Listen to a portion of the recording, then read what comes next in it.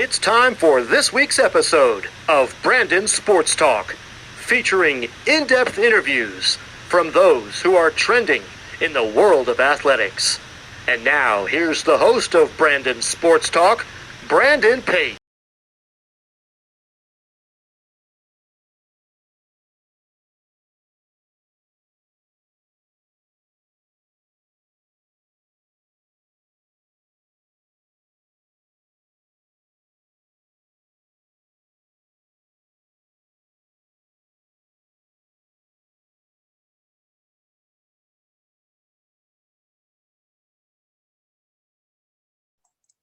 Welcome back to Brandon Sports Talk. In today's episode, I have the privilege to interview the Jacksonville Jumbo Shrimp's Public Relations Director and play-by-play, Scott Kornberg. How are you doing today? Hey, Brandon, I'm doing great. Thank you for having me on. How are you doing? I'm doing good. Can you talk about how you knew that you wanted to work in professional sports? Well, I think early on in my life, I wanted to be an athlete, and I'm about 5'10", 160 pounds, so I probably couldn't cut it in most sports, and I probably realized that by the time I was in middle school. And my dad said to me, you obviously love playing basketball and baseball are my two favorite sports to play. I didn't play them through high school, but he said, you might want to look at seeing if you could do something like this for a career. And my little brother is a really good baseball player, and his coach actually was Tom Verducci, who's the really amazing journalist for MLB Network and Sports Illustrated. And so, after one of their practices one day, I was able to kind of talk to him about what it's like to work, as a baseball reporter. At the time, MLB Network didn't exist. This was like mid 2000s. And he was just really helpful, and it sounded awesome. And really, ever since that conversation, which I think was early in my high school career, I was able to kind of say, like, I think this is something I really want to pursue. And for me, it was about going to colleges that provided opportunities. And I was really fortunate that I got into an amazing school like the University of Maryland, and B, the reason I wanted to go there was they were all about bringing people on right away as a freshman, allowing you to make mistakes, allowing you to grow that way, and also, take advantage of some of the opportunities of their campus being right next to Washington, D.C. and Baltimore for internships. And I just wanted to make every possible opportunity, every moment there, those 4 years, they go by so fast, make them really count. And I was lucky that like my suspicions about me wanting to do something like this in my career were confirmed at a school like Maryland, which was really challenging. And I had amazing professors and other students who were older than me as mentors, and obviously people at internships to learn from. And it was really cool to kind of see all that all happening at once for me when I was still 18 to 22 years old. And it kind of confirmed for me from there, like, hey, this is something you really want to do. And it is awesome to get paid to go and talk and work at a ballpark or a basketball arena or football stadium. It's a really cool job. What was your experience like with the High Point Thomasville as the director of media relations? Yeah, so that was my first job coming out of college, and I was 22 years old and had never lived outside of the Northeast. And all of a sudden, I moved to a pretty rural part of North Carolina. And not only that, I didn't live by myself. I actually had a host mom, and she's still someone who I'm very close to this day. And I'm extremely thankful for this opportunity for a lot of reasons, but probably meeting her name is Carol. It's at the top of the list. And she's someone who's, pretty much lived on the same street in North Carolina her entire life. At the time she's still a grandmother, but she's added some grandkids since I lived with her. But it was really eye-opening. It was amazing because, here I was, I knew I wanted to do this, and it was a chance for me to actually be able to prove myself. And I made a lot of mistakes, but I was lucky to have some really great people I worked with to be able to kind of coach me up and teach me different things about the industry. And I think I really learned quite a bit about interacting with players and building those relationships and getting to travel and what to kind of do in those situations. But, I think when I think back to though that time in 2013, here I was, it's just like you're so young and you're thrown into it in an area of the country you just don't know. And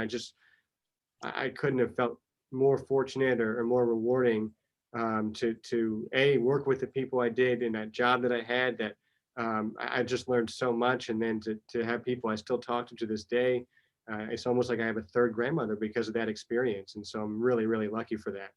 That's amazing. What was your time like with the Winston-Salem Dash as the broadcast and media relations? So I'm back in North Carolina, and there I'm in affiliated baseball, and I think the moral of the story you could probably take with my career, it's not that I'm better than anybody or that I'm even probably pretty mediocre at best, but I just have had great people to learn from. And in High Point Thomasville, it was the owner of the team, it was the general manager, it was some of the other players, it was obviously Carol and her family.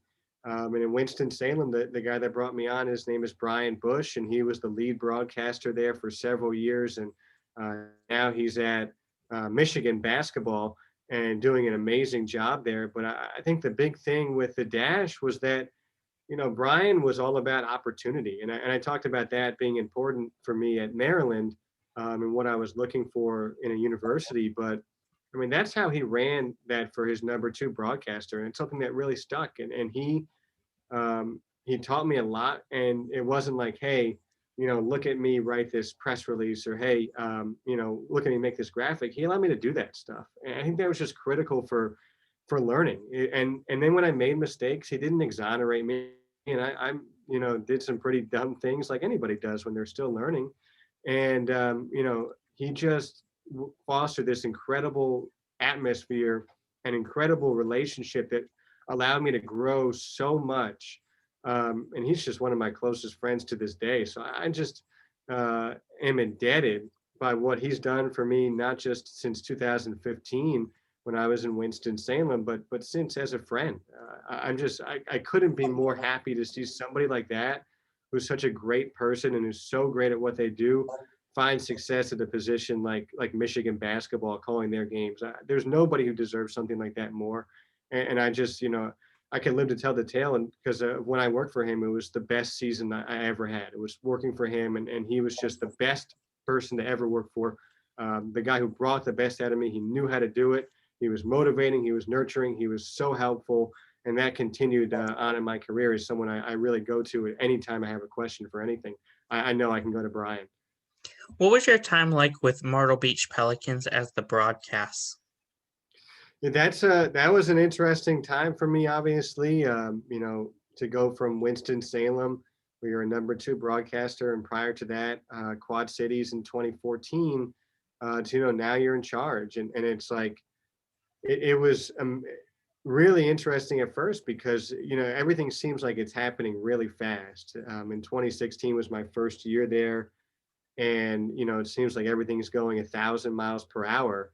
And we were really lucky. We had a great team that season, and you didn't know it at first. We were about 500 all season long, and then in June we lost Ian Happ, who obviously is an extremely good major league player.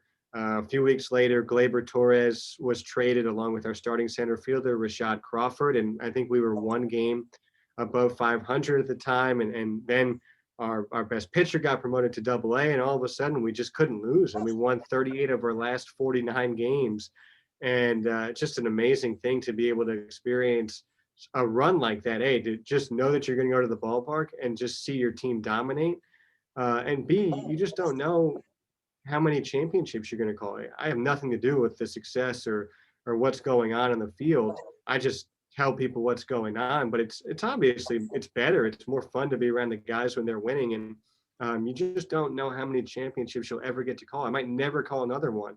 And so I'm really grateful for that one in 2016. And I think, the Pelicans as a staff really challenged me quite a bit, especially in the early going, and prompted me to prove myself in ways outside of the broadcast that have really been beneficial to me. I feel like I could do anything because of what they asked me to do, media relations wise or social media wise or or graphic wise, it was another place that brought out the best in me. And I just, again, am grateful for the relationships that I had with our manager, Buddy Bailey, our pitching coach, Anderson Tavares, several of our players who I still keep in contact with to this day. And it's just so great to kind of see them with kids now of their own, or getting engaged and getting married. That's what this is all about at the end of the day, is those relationships. And the times with the Pelicans was really fulfilling for those things. I met a lot of great people who, for whatever reason, were extremely nice to me and allowed me to tell their story. And just, I don't know what I deserved to build that trust, but it was 3 seasons in Myrtle Beach, and I'm just so grateful for all 3 of them, from that championship in 2016, but mostly for those relationships that I was able to build while I was there. What was your time like transitioning from the minor league level to going to NFL and working with the Jacksonville Jaguars as their public relationship manager? Yeah, so I obviously still work for the Jumbo Shrimp, and this job was really attractive to me for a lot of reasons. Mainly because someone who I talk about Brian, but Marco Lanave is who I worked for in Winston-Salem, and he was in this position with the Jumbo Shrimp. And every time I talked with him, he just raved about the city, and he raved about the leadership that our owner and our general manager and our assistant general manager bring.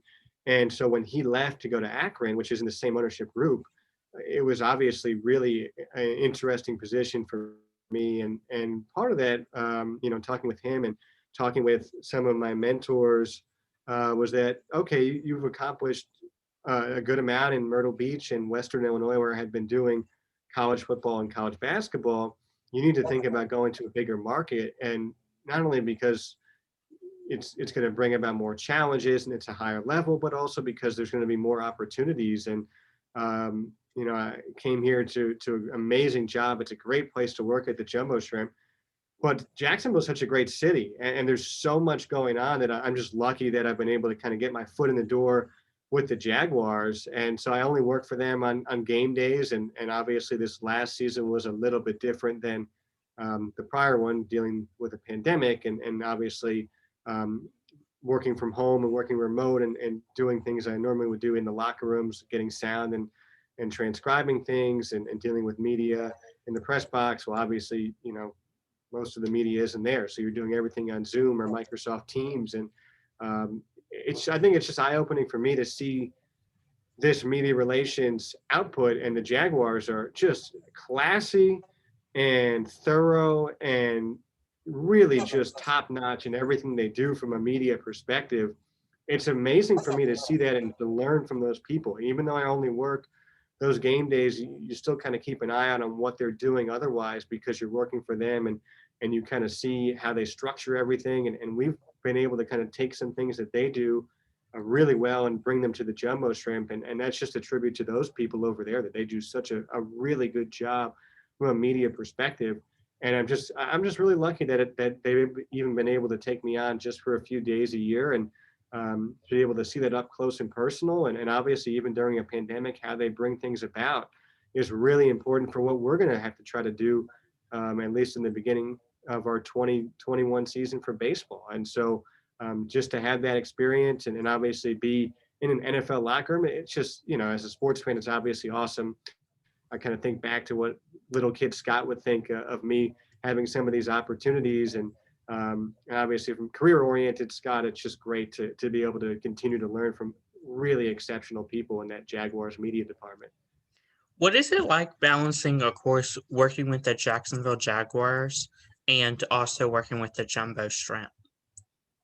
That's a good question. It's you have to have great bosses who understand that you want to build yourself and keep growing as much as you possibly can. And I'm fortunate to have that, and fortunate that most of the time those two things don't collide. There's a little bit of collision at the end of the season, but the Jaguars obviously know, end of the baseball season, but the Jaguars obviously know that this is my full-time position with the Jumbo Shrimp, so they're very understanding. And the Jumbo Shrimp, they want me to pursue anything I do here. So it's the Jaguars, it's some freelance stuff with University of North Florida and Jacksonville University. And so, I do base it around our baseball schedule and event schedule with the Jumbo Shrimp. So if there's ever anything going on, the Jumbo Shrimp take priority. But I'm just lucky to have bosses in all places that are understanding and willing to work with me with a crazy hectic schedule. And most of all, my wife, who is just allowing me to pursue what my dreams are. She's just spectacular. She's never stood in the way of anything. She's always tried to build me up when it's difficult or when times get tough. And we've got a little baby now at home. So the toughest thing is the lack of time sometimes with those two. But yeah, I mean, without her, and none of this happens. And so for her to respect that and to back me, not just say, hey, go do it, but I believe in you that you could do this at a high level and that you're going to keep growing in your career. It's just a lot of people who are really, really good to me. What is the difference between, of course, media relations and SID on the college and professional level? So there's really not too much of a difference. It's just two different labels. I think the difference is that SID is Sports Information Director for your viewers and listeners out there. Most of the time they're dealing with several different sports. And I really am thinking of the SIDs right now because all of those college sports are happening all at once. Instead of the seasons being staggering, everything is happening right now. So they have their work cut out for them.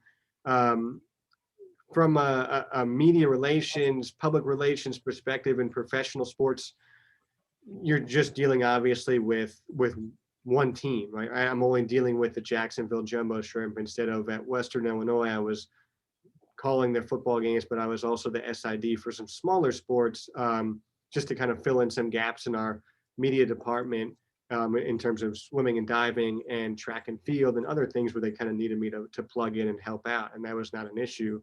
And I think the other thing is you have to be cognizant of who you're working with, right? Like, it's much different to work with a professional athlete who's getting paid to do what they do than a college student athlete who they're not making any money off of this. And so there's a lot different structure in how you interact with those student athletes, even from a broadcasting perspective, how you call those games, because those student athletes are not getting paid, whereas the first baseman for the Jacksonville Jumbo Shrimp, for example, is getting paid, although even in the minor leagues, oftentimes it's not very much money.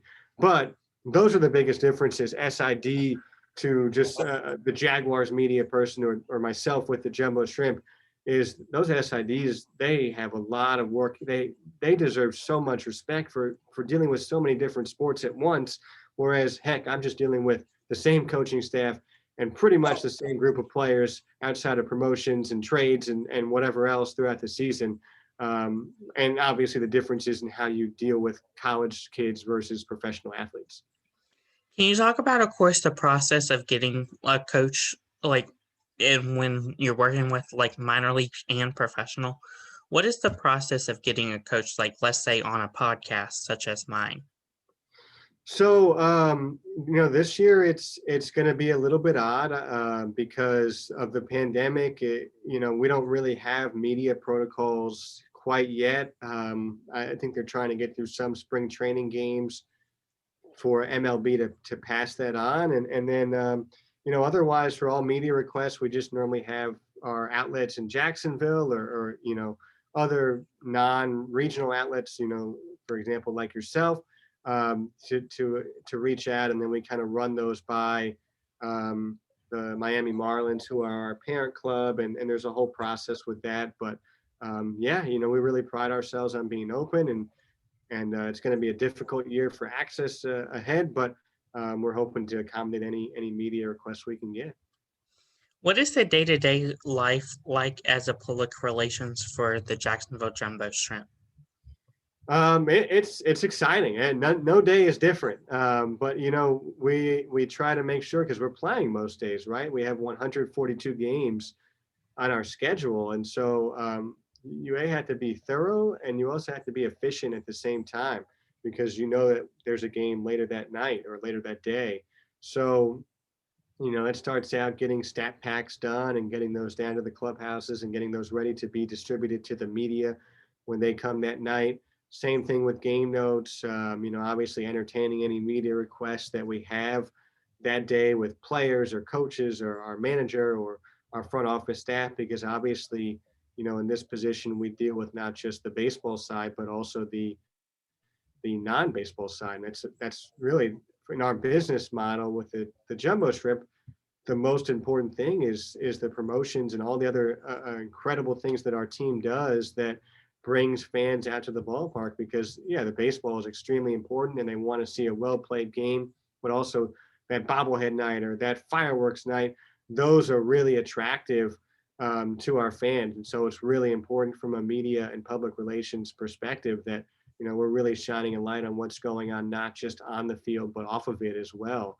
And that could be something even as small as like a new food item or something of that nature. And so handling those press requests as they come in, obviously doing our press releases with that stuff, baseball wise and non-baseball wise. And eventually in the afternoon, you kind of get around to preparing for the game. And there's a lot on our plate, but at the same time, it's a really exciting job. It's a really, really cool job. And believe me, you're never bored because there's always something happening. There's a lot that goes into 142 games. There's so many storylines on the field and off, and it's just really cool to be a part of telling that story. As you said with bobblehead night, can you elaborate on what goes on behind the scenes of planning for bobbleheads and stuff like that and promotions?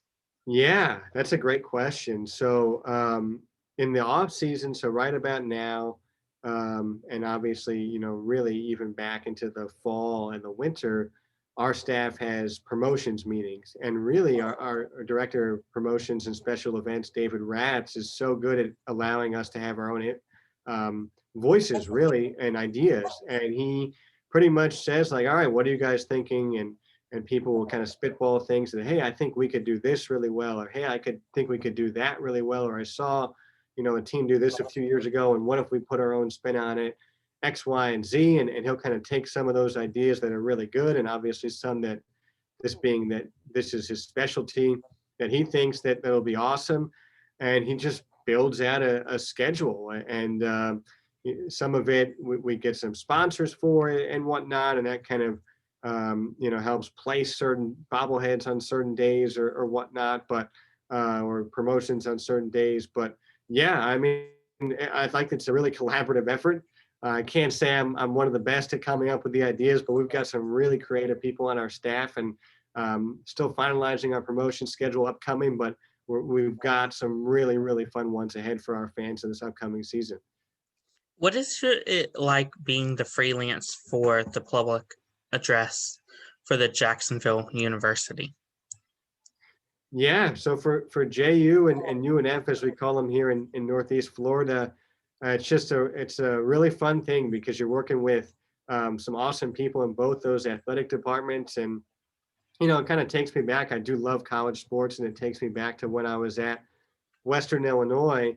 But I just enjoy helping those guys out. If they're scrambling at the last minute and they need me to fill in a broadcast or public address announcing, it's just really nice to get to go there and see the energy of the kids. It's always nice to kind of step on a campus for that very reason, and to be able to, make some connections, and again, utilize that Jacksonville advantage of coming to a big market and being able to take advantage of that kind of selfishly for my career. It just keeps opening up doors at both of those schools. And I'm grateful that they think of me. And, it's just really fun to work with those people over there in both those athletic departments. They do some really creative things. They kind of let me do my thing, which is nice. After handing me the script, there's no like, hey, you should announce this way or that way. They allow me to kind of be who I am, which is important in broadcasting and PA announcing. And it's a really fun thing I kind of do outside of my job. What are some of your future plans in this upcoming year as you prepare for the Jacksonville Jumbo Shrimps?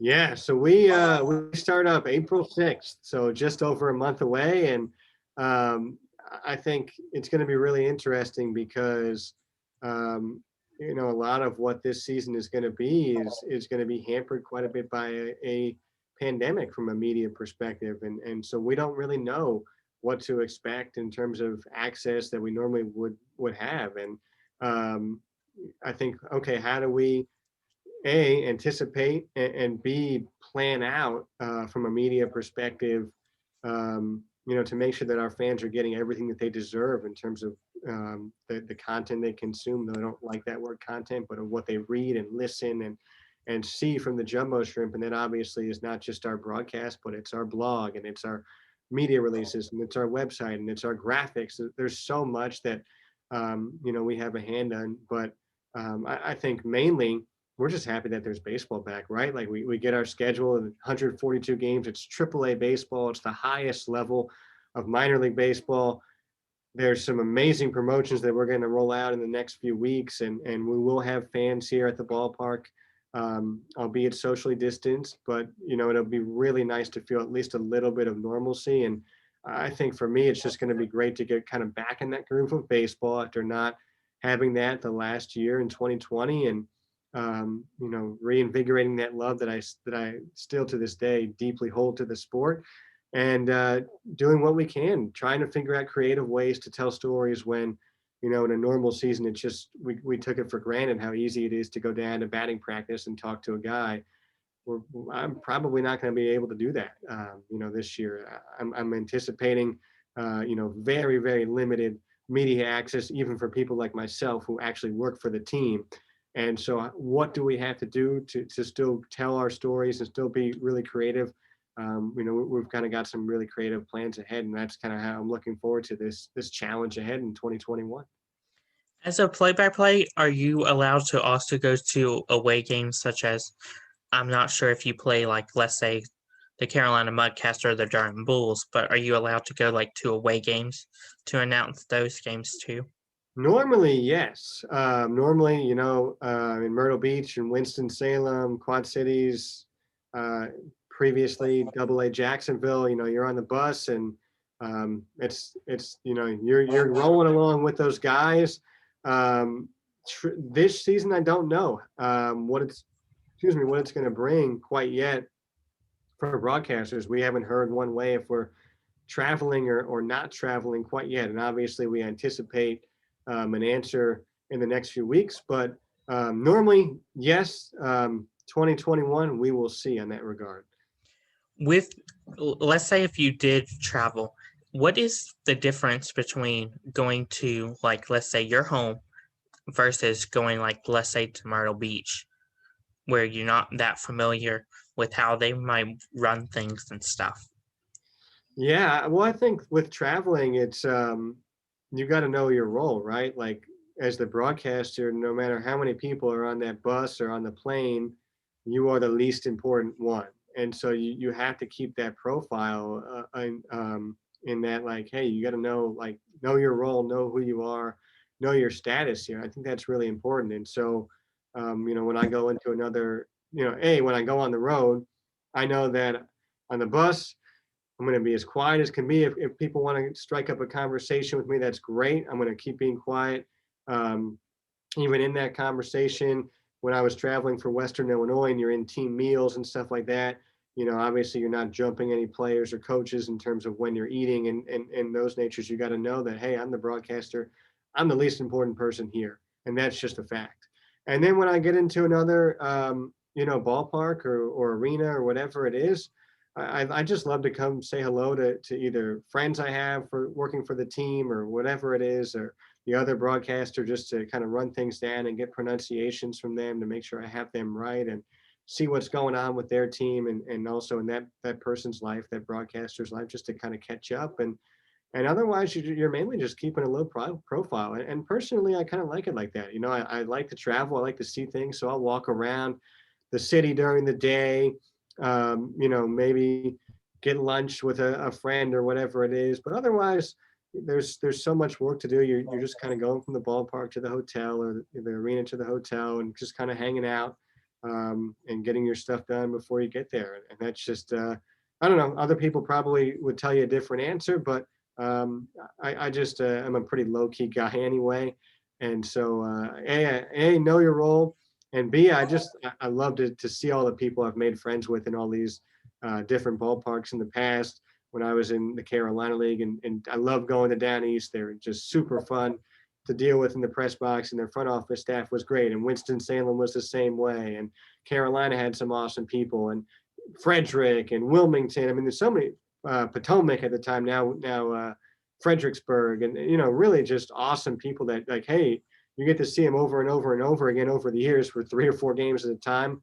And being in a new league with Jacksonville, I'm looking forward to kind of meeting those people whenever we're allowed to travel again, in our new league in Charlotte and Durham and Norfolk and Nashville and Memphis and so on and so forth. How important is it as a play-by-play to pronunciate people's names right, and also, like, whenever you're playing the walk-up music, at a certain point, stop your announcement so they can concentrate? So walk-up music wise, obviously, like, normally we have people who will run our audio here at the ballpark, and it's obviously imperative that that it's stopped before the pitch, because obviously then we want to play baseball, and those guys, like you said, to focus, and pronunciation wise, there's probably no more important thing in a broadcast, right? Like, everybody has their name, and if you can't pronounce that right, I mean, that's just really unfair to that person playing the sport or coaching or whatever it is. So for me, I just look at it as like, I have to get that right. There's no excuses for not getting that right. And so before the season, I make sure that I've got our guys correct, and obviously it's something I thoroughly check up with the other teams, media people, to make sure that I'm getting their guys' names right as well, because you can't screw that up. That's really an unfair thing to do to the person who's playing that sport. What advice would you give upcoming future public relations looking to get into the industry?